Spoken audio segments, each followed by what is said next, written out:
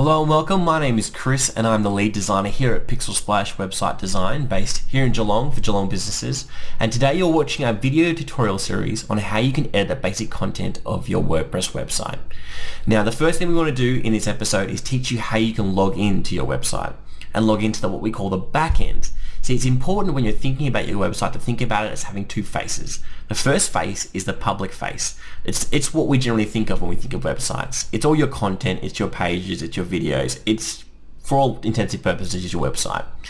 We also have what's called a backend, and now that's the place in the website where you have all your developer tools, where you can change things in your website, change text, change images, change videos, and this is what we're going to access today. So to access the backend of your site, it's really super simple. All you do is you go to the homepage of your website, and here we are at a website that we're developing at the moment. It's also on our testing servers, and it looks a little bit different. Usually you'd imagine your website just finishing in the .com, but here we have a subdomain, but you don't need to worry about that, sorry, a subdirectory. But let's say your website is redbricks.com.au. Well, you go to redbricks.com.au, you type in /WP admin and you hit enter.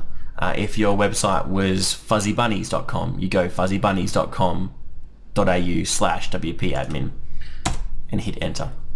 And this will take you into the login form that we can use to access the back end of our website. So we added our username credentials. Oh, that's not our username credentials. That's Fuzzy Bunny's username credentials.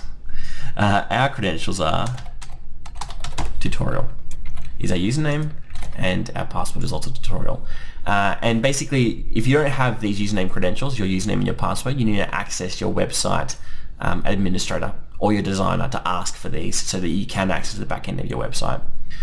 Two other things that are worth noting on this page: you can click Remember Me, and that will basically choose to remember your username, not your password, just your username, next time you access this page.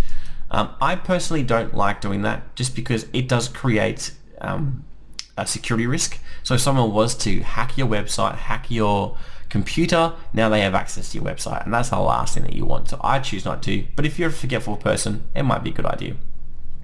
The other thing is your basic lost your password link, and clicking this will send an email to your email address with a link to reset your password. It's the standard, like any other email address or account, it works the same. So once we've added in our username credentials, we click login. Now this will take us to the back end of our website. And don't be scared when you first see it. It can look a little bit complicated, but don't worry. Here we go. So most of this information here you don't need to worry about. You're going to be only accessing a few parts of this website to do your changes. So don't worry about that. So there's probably two things you want to know when you access your website. The first thing is how do I get out of it?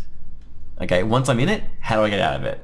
And the second thing is, how do I change my password? Okay, so I'm going to teach you both those things. But before I teach you both those things, it's important that you know, while you're in the back end of your website, the front end of your website is still active. It's still ticking on. That's what the public sees. So don't think that if you log into your back end of your website, that everyone else can see your back end. No. Only you can, okay? Don't worry about that. Everyone else still sees the other part of your website. So with that taken care of, let's look at changing our username, okay? So what we do is we go over here to user and we hover over your profile and we click the button there, and that will take us to the page that has all our profile information. And there's everything from your name, your first name, your last name, nickname, all that kind of stuff, which you can change if you want. What we want is down the bottom here, account manager, and we want a new password. And you click this button, generate password, and it will generate a new password for you. And I recommend that you use this one just because it's considered strong. It's hard to hack. But you can add your own custom one if you want. So like I said, you can call it Fuzzy Bunnies or whatever you want to call it. It's saying here it's a weak password, so let's make it a bit stronger. Let's add some numbers in and let's add some characters in. Now it's saying it's strong. So we can click update profile, and now that will be our new password.